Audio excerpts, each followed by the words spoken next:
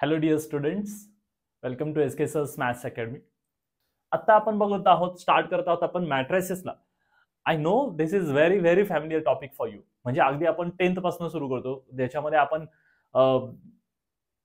काही मेथड्स बघितलेले आहेत, जेव्हा सिस्टम ऑफ लिनियर इक्वेशन असतं आणि ते कसं सॉल्व्ह करायचं याच्यासाठी आपण अगदी तेव्हापासून क्रॅमर्स रूल वगैरे बघत असतो. त्याच्यामध्ये आपल्याला माहिती आहे की मॅट्रिसेसचं एक व्हर्जन ज्याला आपण डिटर्मिनंट म्हणतो ते तिकडे आपण शिकतो. 11th ला 12th ला अगदी डिटेलमध्ये बघितलेलं आहे. त्याच्यामुळे इथं मी जास्त वेळ त्याच्यात घालवणार नाही. मी टू द पॉइंट सांगणार आहे आणि तुम्हाला थोडंसं डिस्क्लेमर द्यायचंय मला ह्या युनिटसाठी.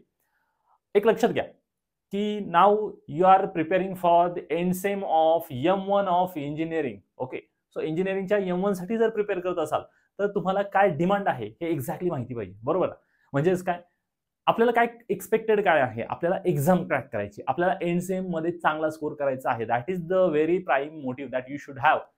मग त्याच्यासाठी जे काही गरजेचं आहे, म्हणजे तुम्ही अगदी मॅट्रिसेस म्हटलं की मग आपण सगळंच करत बसायचं का? अजिबात नाही. मी तुम्हाला सांगतो तेवढेच टॉपिक करायचे आणि आपल्या जे काही सेशन्स आहेत ह्या युनिटचे ते सुद्धा त्याच्याच अकॉर्डिंगली आपण सेट करतोय. त्याच्यामुळे विनाकारण हे करायचंय ते करायचंय की हे करू की नको ते करू की नको हा क्वेश्चन तुमच्याकडे राहणार नाही. मी तुम्हाला सांगणार आहे अगदी सिलेक्टेड टॉपिक करायचे. लक्षात ठेवा, मिनिमम एफर्ट्स मध्ये मॅक्झिमम आउटपुट देणारा कुठला युनिट असेल तर तो आहे लिनियर अल्जेब्रा आणि त्याच्यामध्ये मॅट्रिसेस आणि system of linear equation. Don't forget, मी जे आता सांगितलंय ते तुम्ही लक्षात घ्या. त्याच्यामुळे आपल्याला टू द पॉइंट प्रिपरेशन करायचे. आणि मग तुम्ही मग सर आम्ही टाइप्स ऑफ मॅट्रिसेस करू का, मग त्याचे ऑपरेशन्स करू का, मग आम्ही रँक फाइंड आउट करू का, हे करू का ते करू का, एवढं सगळं करायची गरज नाही. मी सांगतो तेवढंच करा. पण आता तुम्हाला बेसिक्स म्हणून मी काही गोष्टी रिवाइज करणार आहे, फक्त रिव्हिजन मोडमध्ये सांगणार आहे. त्याच्यावर कुठल्याही प्रकारचे क्वेश्चन एक्सपेक्टेड नाही किंवा तुम्ही पण त्याच्यात फार खोलात शिरण्याची गरज नाही. ओके, एवढं डिस्क्लेमर मला वाटतं सफिशियंट आहे. So let's back to the point which is matrices. मग मॅट्रिसेस म्हणजे नक्की काय, तर ते मी तुम्हाला सांगण्याचा प्रयत्न करतो. मी पर्सिव्ह केलंय, जे मला वाटते ते तुम्हाला मी सांगणार आहे. अर्थात मला वाटते म्हणजे तेच एक्झामसाठी पण महत्वाचं आहे किंवा ऍक्च्युअल मिनिंग सुद्धा तोच आहे. नाही तर मला काही वाटेल आणि असं नाहीये. तर ट्राय टू अंडरस्टँड. सगळ्यात सोप्या भाषेत सांगायचं झालं तर मॅट्रिसेस म्हणजे काय, systematic arrangement of numbers. Numbers असतात मित्रांनो आणि त्याच्यामध्ये एक सिस्टमॅटिकपणा असतो. तुम्हाला माहिती आहे त्याच्यामध्ये काय असतात, रोज असतात आणि कॉलम्स असतात, बरोबर. आणि ही सगळी अरेंजमेंट जी आहे ती कशाने इन्क्लोज केलेली असते किंवा कशामध्ये हे असते, कन्फाइंड असते, तर ती असते ब्रॅकेट्समध्ये. मी लिहिले close brackets, but not necessarily. बऱ्याच वेळा राऊंड ब्रॅकेट सुद्धा वापरले जातात, आपल्याला माहित नसतं आणि आपण फक्त क्लोज ब्रॅकेट्स म्हणतो. एक्झाम्पल लगेच तुमच्या समोर ठेवतो. समजा तुमच्याकडे आहे 2 3 4 5 6 7 8 9 1. ओके, सो अशा पद्धतीने मी लिहिलंय. तर याला बोलायचं मॅट्रिक्स असं बोलायचं. Matrix is a singular word and matrices is plural, right. So तुमच्याकडे लक्षात आलंय की अशा पद्धतीने नंबर्स लिहिलेत मी. सो हे जे आहे त्याला आपण काय म्हणतो, रो 1 म्हणतो. रो 1 जे आडव्या ओळी आहेत त्यांना रो म्हणायचं, उभे जे काय आहेत ओळी त्यांना कॉलम असं म्हणायचं. ओके, सो इथे रो 1 झालं. त्याच्यानंतर हे काय असणार, ऑब्व्हियसली रो 2, ही आहे रो 3. मग ह्याप्रमाणे जर विचार केला तर हे आहे कॉलम 1, हा आहे तुमचा कॉलम 2, हा आहे तुमचा कॉलम 3. मग माझ्याकडे आता नंबर ऑफ रोज किती आहेत आणि नंबर ऑफ कॉलम्स किती आहेत याच्यानुसार मी माझ्या मॅट्रिक्सची ऑर्डर लिहिणार. आणि लक्षात घ्या, अशा प्रकारच्या मॅट्रिक्स डिनोट करण्यासाठी मी कॅपिटल लेटर्स वापरतो. अल्फाबेट जे आहे ते कॅपिटल वापरणार. हा असं एक रूल आहे किंवा एक त्याला आपण नॉमेनक्लेचर म्हणूयात. तर अशा पद्धतीने सगळं लिहायचंय. मग तुम्हाला विचारलं की ह्या मॅट्रिक्सची तुम्ही ऑर्डर लिहा, तर ती ऑर्डर कशी लिहिली जाते लक्षात घ्या. ती लिहिली जाते 3/3. मग तुमच्या मनामध्ये प्रश्न असेल, सर 3/3 पण नक्की हा नंबर जो आहे तो काय रिप्रेझेंट करतो, कॉलम की रो? तर लक्षात ठेवा, हा पहिला जो नंबर आहे तो रिप्रेझेंट करतो रोला आणि सेकंड जो आहे तो रिप्रेझेंट करतो कॉलमला. म्हणजेच काय, हा 3 काय दाखवतोय तुम्हाला, नंबर ऑफ रोज, आणि हा 3 काय दाखवतो, नंबर ऑफ कॉलम. याच्याच ऐवजी समजा माझ्याकडे अशी मॅट्रिसेस असते, समजा अशी मॅट्रिक्स आहे माझ्याकडे सपोज. ओके, हे थोडं आपण पटपट समजून घेऊया. समजा तुमच्याकडे अशा प्रकारची एक मॅट्रिक्स आहे. मग तुम्ही मला काय सांगणार की आता ह्या ठिकाणी ही ऑर्डर आहे का? नाही. तर आता तुमच्याकडे जी काही मॅट्रिक्स मिळालेली आहे हे जाऊ द्या. आता जी मॅट्रिक्स मिळालेली आहे पहिल्यांदा काय लिहायला शिकवलं, रो आणि इनटू काय, कॉलम, बरोबर. हे लिहायला शिकवलं. मग आता तुम्हाला सगळ्यांना कळालंय की याची ऑर्डर कशी लिहिणार आपण. नंबर ऑफ रोज किती आहेत, 2 आहेत आणि कॉलम किती आहेत, 3. म्हणून तुमच्याकडची जी मॅट्रिक्स आहे त्याची ऑर्डर अशी दाखवणार 2/3. Order is 2/3. क्लिअर? ओके, आता हे झालं तुमचं पर्टिक्युलर एक एक्झाम्पल. आपण हे जनरलाइज करूयात.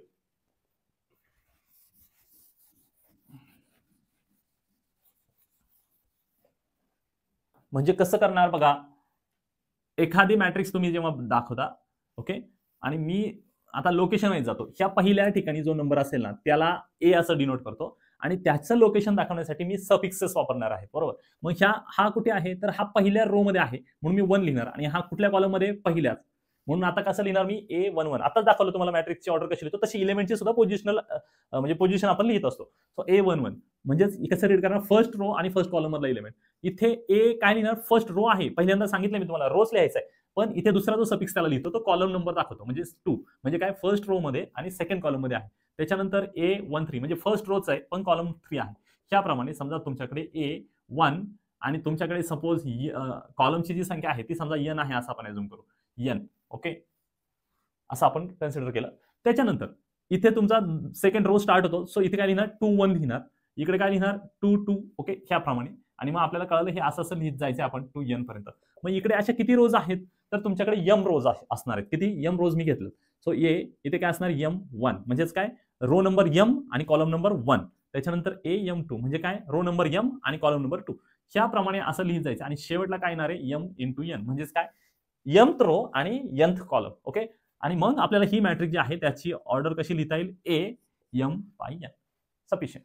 एवढं कळालंय, ठीक आहे. याच्यानंतर आपण बघणार आहोत टाइप्स ऑफ मॅट्रायसेस. तर आता आपण सगळे टाइप्स 1 बाय 1 बघणार आहोत. डू रिमेंबर हे सगळे टाइप 11 12 ला झालेले आहेत, हे लक्षात ठेवूनच मी तुम्हाला इथे सांगणार आहे. आणि याची फारशी आपल्याला रिक्वायरमेंट सुद्धा नाही, हे पहिलं लक्षात ठेवा की आपल्याला एक्झामसाठी याच्यातली विशेष असं काही नॉलेज असण्याचं काही गरज नाही, फक्त एक माहिती असावं म्हणून मी तुम्हाला सांगतो. चलो स्टार्ट करते. रो मॅट्रिक्स सगळ्यांना कळलं. रो मॅट्रिक्स म्हणजेच त्याचा मिनिंग काय होतो, अशी मॅट्रिक्स की ज्याच्यामध्ये फक्त काय असेल, एक रो असेल. ओके, मग फॉर एक्झाम्पल 1 2 3. ओके, समजा तुम्ही असं लिहिलं तरी काही प्रॉब्लेम आहे का, नाही, ही एक तुमची मॅट्रिक्स झाली. नुसती सिंगल मॅट्रिक्स असं लिहिलं, सिंगल इलेमेंट लिहिला तरी त्याला तुम्ही काय म्हणू शकता, रो मॅट्रिक्स. कॉलम मॅट्रिक्स आता लगेच कळालं. कॉलम मॅट्रिक्स म्हणजे काय असणार आहे, अशा पद्धतीचा कॉलम असणार आहे 1 2 3 किंवा व्हॉट एव्हर, त्याची साईज काही असू शकते, फक्त एकच सिंगल कॉलम असणार आहे. मग याला सुद्धा आपल्याला कॉलम मॅट्रिक्स म्हणता येईल. ते झालं रो मॅट्रिक्स, कॉलम मॅट्रिक्स. त्याच्यानंतर झिरो मॅट्रिक्स और नल मॅट्रिक्स म्हणजेच काय,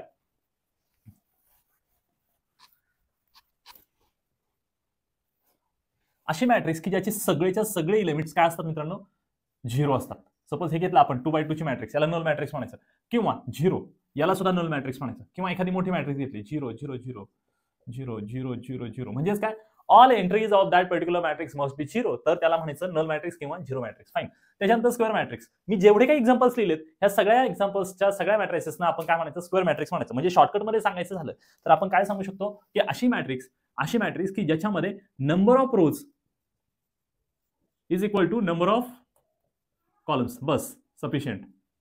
एवढं लक्षात ठेवायचं. आणि इथं झिरो मॅट्रिक्स म्हणजे काय, all elements are zero, right. आणि इथे number of rows is equal to number of column. हे सगळे काय आहेत तुमचे स्क्वेअर मॅट्रिक्स. त्याच्यानंतर डायगोनल मॅट्रिक्स, हे महत्वाचं आहे.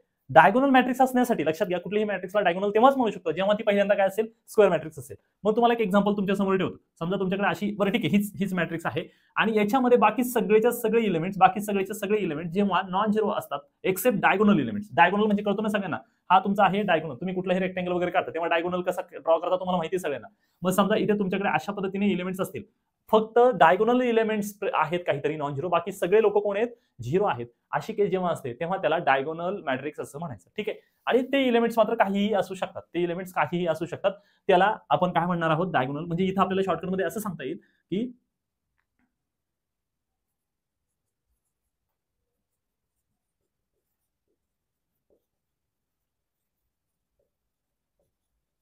हे तसं मी काय म्हणतो त्याला आपण कॉम्प्लिमेंटरी टाइप मध्ये लिहिले, all non diagonal elements are zero. पण डायगोनल एलिमेंट्स मात्र सगळेच्या सगळे झिरो चालणार नाही. त्याच्यातला समजा एखादा झिरो असला तरी चालेल, इथे झिरो लिहिलं चालतंय, किंवा इथं पण झिरो लिहिलं तरी चालतं, एक तरी आहे ना नॉन झिरो, म्हणून याला डायगोनल म्हणतात. आणि जर तोही झिरो झाला तर it will be converted into null matrix. Okay, एवढं लक्षात आलंय तुमच्या. मग आता इथे समजा मी असं एक्झाम्पल घेतलं होतं, त्याला म्हटलं आपण डायगोनल. मग what is scalar matrix. Scalar matrix म्हणजे काय, अशा प्रकारची डायगोनल मॅट्रिक्स की ज्याचे डायगोनल एलिमेंट्स सगळेच्या सगळे काय असतात,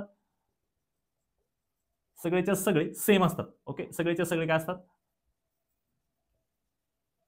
सेम. म्हणजे इथे जर असं लिहिलं आपण, किंवा इथे समजा तुम्ही 2 2 लिहिलं, 2 2 2, तर त्याला काय म्हणायचं, त्याला म्हणायचं स्केलर मॅट्रिक्स. लक्षात आलंय, सगळे डायगोनल सेम असायला हवेत आणि बेसिकली ती काय असायला हवी, डायगोनल मॅट्रिक्स असायला हवी. फाईन. त्याच्यानंतर युनिट मॅट्रिक्स किंवा आयडेंटिटी मॅट्रिक्स माहिती आहे आपल्याला. अशी स्केलर मॅट्रिक्स, ऐकलं माझं स्टेटमेंट, अशी स्केलर मॅट्रिक्स म्हणजेच त्याचे सगळेच्या सगळे नॉन डायगोनल एलिमेंट झिरो, पण सगळेच्या सगळे डायगोनल एलिमेंट्स काय असणार, इक्वल पण असणार. पण इथे एक वेगळं वैशिष्ट्य आहे हे सगळे असे कुणीही चालणार नाही. युनिट मॅट्रिक्स तेव्हाच म्हणता येते जेव्हा त्याचे सगळेच्या सगळे डायगोनल एलिमेंट्स काय असतात, नेसेसरली 1 असतात. ठीक आहे, म्हणजे सगळे एलिमेंट्स काय असणार आहेत, 1 असणार आहेत. हे एवढं कळालं तर त्याला युनिट मॅट्रिक्स म्हणतो किंवा आयडेंटिटी मॅट्रिक्स म्हणतो. याची साईज 3x3. कसं डिनोट करतो आपण आयडेंटिटी मॅट्रिक्स, कसं डिनोट करतो, आय असं डिनोट करतो. तुमच्याकडे समजा आता ही मॅट्रिक्स आहे, ही कसं लिहिणार आहे 3x3. ओके, किंवा यालाच ऑब्लिक आपण काय शॉर्टकट वापरू शकतो I3 म्हणजे काय, आयडेंटिटी मॅट्रिक्स हॅव्हिंग डायमेन्शन और हॅव्हिंग ऑर्डर 3x3. ओके, असं त्याचा मिनिंग होतो. समजा तुमची ही मॅट्रिक्स ही कशी दाखवणार तुम्ही, I2 ही मॅट्रिक्स आहे, म्हणजे इथे जर 1 1 आलं तर आपल्याला त्याला I2 असं म्हणता येईल, म्हणजे 2x2 ची मॅट्रिक्स. ओके, तर हे झालं तुमचं, हे झालं, हे झालं, हे झालं. आता तुम्ही आलात अप्पर ट्रायंग्युलर. आपल्यासाठी ह्या दोनही टाइप्स जे आहेत व्हेरी इम्पॉर्टंट, कारण आपल्याला ते लागणार आहेत. ठीक आहे, मग आता बघूयात आपण की अप्पर ट्रायंग्युलर मॅट्रिक्स कोणाला म्हणायचं. लक्षात ठेवा अप्पर ट्रायंग्युलर मॅट्रिक्स किंवा लोअर ट्रायंग्युलर मॅट्रिक्स असू द्यात, कंपल्स म्हणजे काय असायला हवं तर त्या स्क्वेअर मॅट्रिक्स असतात हे तर तुम्हाला कळालं समजा, किंवा नसतील तरी, जरी नसल्या तरी पण त्या आपल्याला कन्व्हर्ट करतात. बघा मी एक एक्झाम्पल ठेवतो. तुमच्याकडे अशी एक मॅट्रिक्स आहे बरोबर ना, हे तुमचे डायगोनल एंट्रीज आहे. आता अप्पर ट्रायंग्युलर कोणाला म्हणायचं की ज्याच्यामध्ये काही ना काही प्रेझेंट आहे कुठे, अप्पर पार्टमध्ये. हा अप्पर पार्ट झाला, हा लोअर पार्ट झाला. मग जेव्हा मी अप्पर ट्रायंग्युलर मॅट्रिक्स म्हणतो तेव्हा त्याचा मिनिंग असा झाला की त्याच्या अप्पर पार्टमध्येच काही ना काही एलिमेंट प्रेझेंट आहेत. मग लोअर पार्ट काय असेल त्याचा सगळा करेक्ट 0. हे सगळे लोअर पार्ट काय असणार, त्याचा 0 असणार आहे. आणि इकडे काहीतरी एलिमेंट्स प्रेझेंट असणार आहेत. फाईन, काहीतरी एलिमेंट्स काय असणार आहेत, प्रेझेंट असणार आहेत. हे लक्षात घ्यायचं आहे तुम्ही. ठीक आहे, मग हे डायगोनल एलिमेंट्स व्हॉटएव्हर ते असू देत, जे काय असायचे ते त्याच्याशी आपल्याला घेणं देणं नाही. आपल्याला इंटरेस्ट कशाशी आहे, फक्त त्याच्या अप्पर पार्टला काहीतरी एलिमेंट प्रेझेंट असायला हवेत. आणि मग लोअर ट्रायंग्युलर मॅट्रिक्स म्हणजे काय, येस कळालं, तुमच्या लक्षात आलं की जे काही त्याचा समजा ही तुम्ही मॅट्रिक्स घेतलीत, ही मॅट्रिक्स घेतलीत आणि ह्या मॅट्रिक्स मध्ये हा डायगोनल आहे. मग लोअर ट्रायंग्युलर म्हणजेच काय की एलिमेंट्स आता कुठे प्रेझेंट असणार आहेत, लोअर पार्टमध्ये. कुठे प्रेझेंट असणार, लोअर पार्टमध्ये. आणि मग वरचा पार्ट जो आहे तो काय असणार आहे, नेसेसरली मित्रांनो 0 असणार आहे. ओके, मग याला काय बोलायचं, याला बोलायचं अप्पर ट्रायंग्युलर. का अप्पर, तर अप्पर पार्टमध्ये एलिमेंट प्रेझेंट आहेत. आणि लोअर काय इकडे बोलायचं, तर लोअर पार्टमध्ये एलिमेंट प्रेझेंट आहेत. असा गोंधळ करून घेऊ नका. बऱ्याच वेळा मुलांना वाटतं अप्पर म्हणजे ज्याचे अप्पर पार्टमध्ये सगळे 0 आहेत त्याला अप्पर नाही म्हणायचं. ओके, सो अप्पर कोणाला म्हणायचं, ज्याच्या अप्पर पार्टमध्ये काही एलिमेंट्स प्रेझेंट आहेत आणि लोअर पार्ट सगळा काय 0 आहे. आणि लोअर कोणाला म्हणायचं, ज्याच्या लोअर पार्टमध्ये एलिमेंट्स प्रेझेंट आहेत आणि पण अप्पर पार्टमध्ये काय आहेत, सगळे 0 आहेत. फाईन, मग हे पॉईंट्स तुम्हाला कळले. आता आपल्याला पुढचा पॉईंट बघायचा आहे, तो आहे तुमचा ट्रान्सपोज ऑफ मॅट्रिक्स. तुमच्याकडे एक मॅट्रिक्स आहे, सपोज अशी एक मॅट्रिक्स आहे, A इज इक्वल टू 1 2 3 4 5 6 आणि 7 8 9. मग याचा ट्रान्सपोज घ्यायचा म्हणजे नक्की काय करायचं, तर आपण ते डिनोट करतो कशाने, ए ट्रान्सपोजने. लक्षात घ्या कशाने डिनोट करतो, ए ट्रान्सपोजने डिनोट करणार आहोत. आणि त्याच्यामध्ये महत्वाचा मुद्दा काय आहे की याच्यामध्ये जे काही रोज आहेत, पहिल्या मॅट्रिक्समध्ये जे काही रोज आहेत त्यांना आपण ह्या मॅट्रिक्समध्ये ऍज अ कॉलम म्हणून ट्रीट करणार. म्हणजेच काय, ट्रान्सपोज ऑफ मॅट्रिक्स सांगता येईल आपल्याला की matrix obtained by interchanging rows and columns. म्हणजे रोजच्या ऐवजी कॉलम आणि कॉलमच्या ऐवजी रोज. म्हणजे काय, माझा आत्मा तुझ्यात, तुझा आत्मा माझ्यात. बरोबर, तर त्या पद्धतीने लक्षात ठेवायचं. आपल्याला माहिती हे सगळं आपण डिटेलमध्ये केलं. म्हणजे 1 2 3 आहे तर तुम्ही असं लिहिणार, बरोबर 1 2 3 असं लिहिणार तुम्ही. इकडे पहिले काय होते, रो होती त्याला कॉलम केला. मग सेकंड रो होती त्याला सेकंड कॉलम करूया, 4 5 6 आणि त्याच्यानंतर 7 8 9. ओके, मग तुम्ही एक गोष्ट ऑब्झर्व केली असेल, डायगोनल एलिमेंट जे आहेत तुमचे ते डायगोनल एलिमेंट्स मात्र रिमेन इंटॅक्ट राहतात. ते जागच्या जागीच राहतात. बाकी सगळे लोक काय होतात, स्वॅप होत राहतात. कळलं सगळ्यांना ट्रान्सपोज ऑफ मॅट्रिक्स म्हणजेच काय, अशा पद्धतीने कॅल्क्युलेशन आपण करत असतो. त्याच्यानंतर पुढचा पॉईंट हा झाला. पुढचा पॉईंट आहे सिमेट्रिक मॅट्रिक्स किंवा सिमेट्रिकल मॅट्रिक्स. सिमेट्रिकल म्हणजे काय, तुमच्याकडे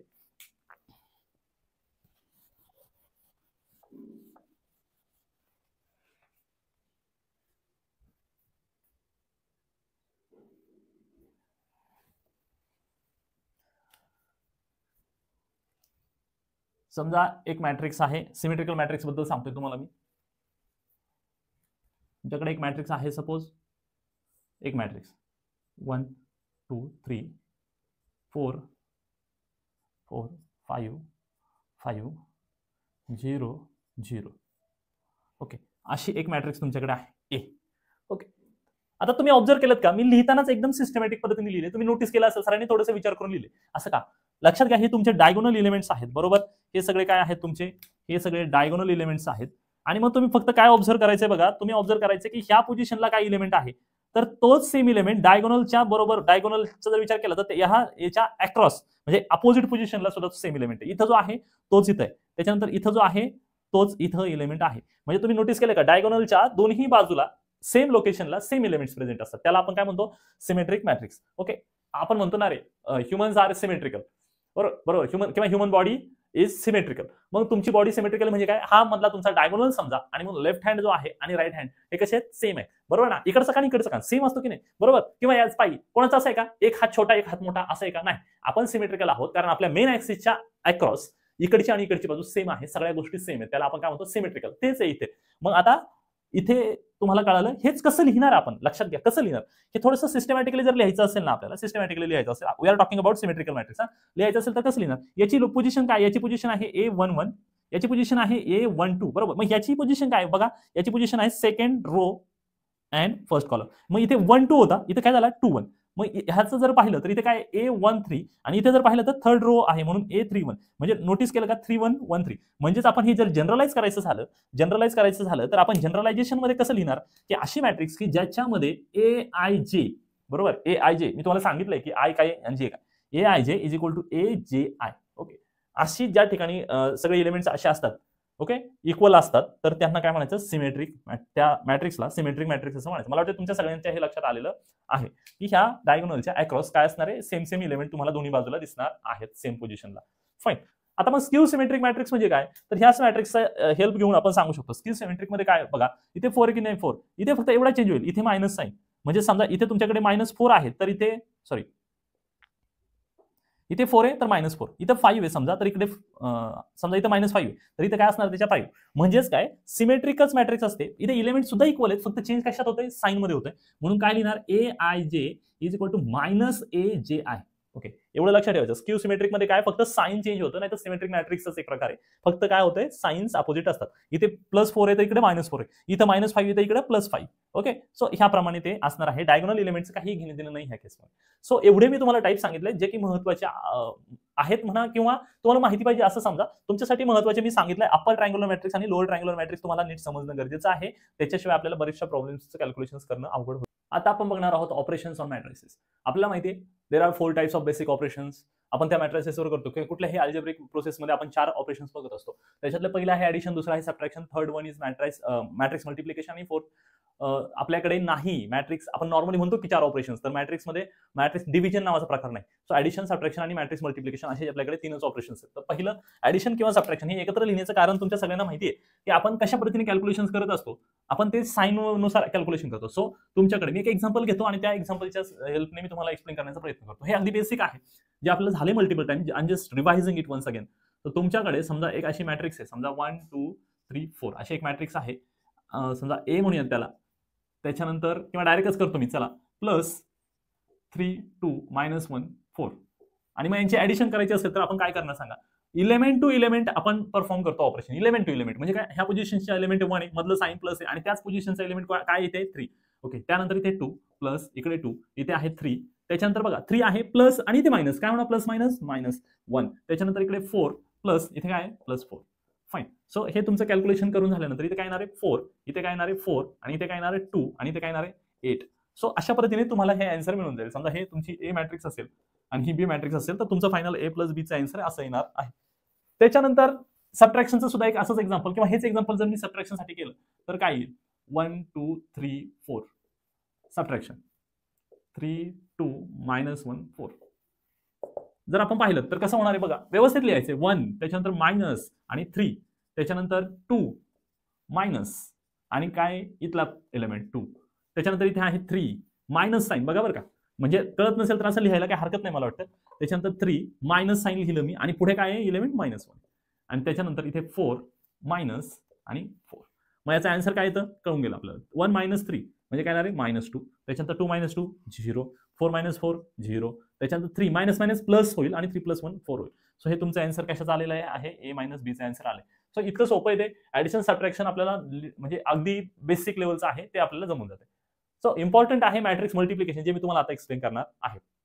ऑलरेडी येते आपल्याला, फक्त आपण थोडंसं रिवाइज करायचं. तुमच्याकडे 2 मॅट्रिक्स घेतो मी डायरेक्ट, आता मी टाइम त्याच्यात घालवतच नाही, डायरेक्ट 1 2 3 4 समजा, आणि तुमच्याकडे आहे -4 2 5 0 अशा 2 मॅट्रिक्स. यांचं मी काय घेतोय, मॅट्रिक्स मल्टिप्लिकेशन, म्हणजे A.B असं मी घेतलंय इज इक्वल टू. आता काय करायचं हे पहिलं समजून घ्या. हे सगळं सांगण्याच्या अगोदर मी तुम्हाला एक महत्त्वाचा रूल सांगेल, ज्याला आपण RC रूल म्हणायचे. काय म्हणायचे त्याला आपण, RC लक्षात ठेवायचं. RC का RC म्हणतोय, जेव्हा मॅट्रिक्स मल्टिप्लिकेशन करतात तेव्हा पहिल्या मॅट्रिक्सचा रो विचारात घ्यायचा. काय घ्यायचंय, रो विचारात घ्यायचे. फर्स्ट मॅट्रिक्सची फर्स्ट रो आणि सेकंड. मग कळालं तुम्हाला सर आर हा जर पहिल्या मॅट्रिक्सचा पहिली रो असेल तर सी काय असणार, सेकंड मॅट्रिक्सचा फर्स्ट कॉलम. करेक्ट, सही पकडे.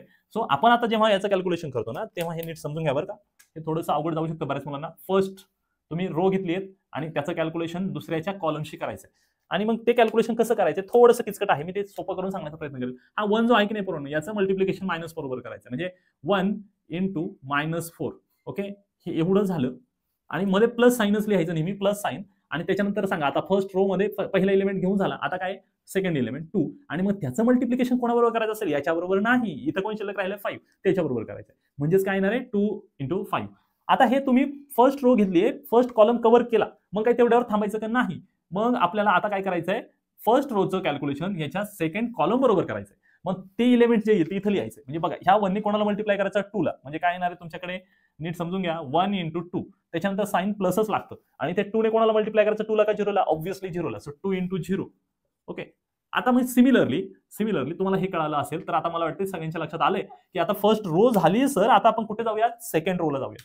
मग इथे सेकंड रोने स्टार्ट करायचंय, पण कॉलम कुठला पकडायचा आता, सेकंड पकडायचा का डायरेक्ट, नाही तर कुठला पकडायचा आहे, फर्स्ट कॉलम पकडायचा आहे. मग आता बघा इथे कॅल्क्युलेशन केल्यावर काय 3 ने ह्या -4 ला मल्टिप्लाय करायचं, म्हणजे इथे नाही ना 3 × -4. ओके, प्लस आता ह्या 4 ने कोणाला मल्टिप्लाय करायचं 5 ला करायचं. सो 4 × 5.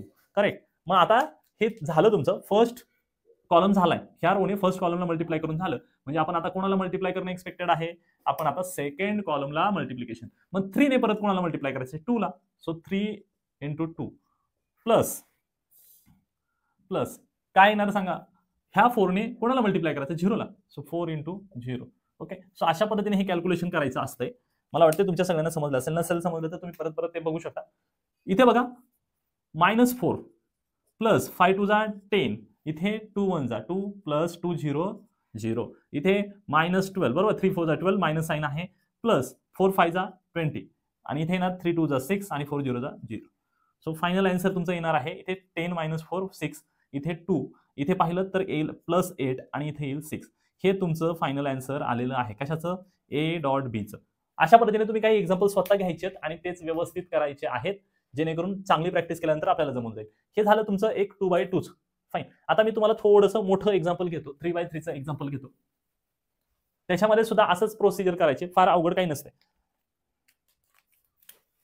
समजा तुमच्याकडे आता ए जी मॅट्रिक्स आहे ती मोठी आहे, समजा A.B एक मोठी मॅट्रिक्स घेतो 1 2 3 0 4 5 -2 1 0.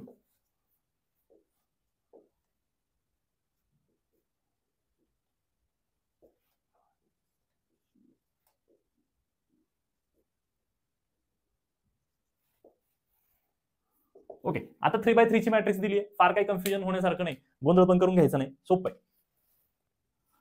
आता शिकवल्याप्रमाणे RC रूल लक्षात ठेवायचा आहे. फर्स्ट मॅट्रिक्स मधला फर्स्ट रो पकडायचा, फर्स्ट मॅट्रिक्स मधला फर्स्ट रो पकडायचा आहे.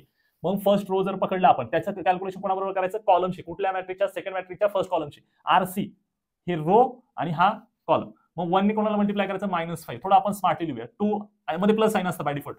2 ने कोणाला मल्टिप्लाय करायचं 3 6 आलं प्लस बाय डिफॉल्ट, आणि 3 × कोणाला मल्टिप्लाय करायचं 1 ला. सो असं आलं. आता बघा ह्याच रोने सेकंड कॉलम कडे जाऊयात. सो 1 ने कोणाला मल्टिप्लाय करायचं 1 प्लस 2 ने कोणाला मल्टिप्लाय करायचं 0 ला प्लस 3 ने कोणाला मल्टिप्लाय करायचं 5 ला, काय आलं 15. आता परत शेवटच्या कॉलम कडे जाऊया.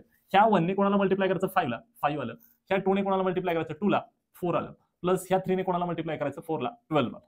राईट. सो अशा पद्धतीने तुम्हाला हे कॅल्क्युलेशन जमले पाहिजेत. तुम्ही नीट फोकस जर केला तर हे आपल्याला अवघड जाऊ शकत नाही, सोपं जाणार. परत एकदा तुम्हाला नाही समजलंय तर परत इथनं जॉईन व्हा, परत आता इथनं समजून घेऊ शकता. फर्स्ट रो कळालेला आहे, झालेला आहे, आता सेकंड रो कडे यायचे. First row complete, okay done. आता सेकंड रो, मग प्रोसिजर मात्र इकडे सेमच राहते. ह्या फर्स्ट रो झाल्यानंतर सेकंड रोने कोणाला मल्टिप्लाय करायचं, फर्स्ट कॉलमला RC लक्षात ठेवायचं, RC म्हणजे गोंधळ होत नाही, RC. मग ह्या 0 ने कोणाला मल्टिप्लाय करणार -5 ला, काय आलं 0. या 4 ने कोणाला मल्टिप्लाय करणार 3 ला, म्हणजे काय आलं प्लस साइन असतं बाय डिफॉल्ट, 4 3 जा 12, आणि मग परत प्लस साइन, आणि ह्या 5 ने कोणाला मल्टिप्लाय करायचं 1 ला, म्हणजे 5 आलं.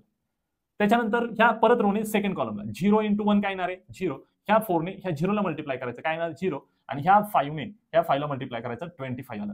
त्याच्यानंतर ह्या रोने लास्ट कॉलमला मल्टिप्लाय करायचं, 0 ने कोणाला मल्टिप्लाय करणार 5 ला, प्लस ह्या 4 ने कोणाला मल्टिप्लाय करणार 2 ला, 4 2 जा 8 आलं, प्लस ह्या 5 ने कोणाला मल्टिप्लाय करणार 4 ला, सो 4 5 जा 20 आलं.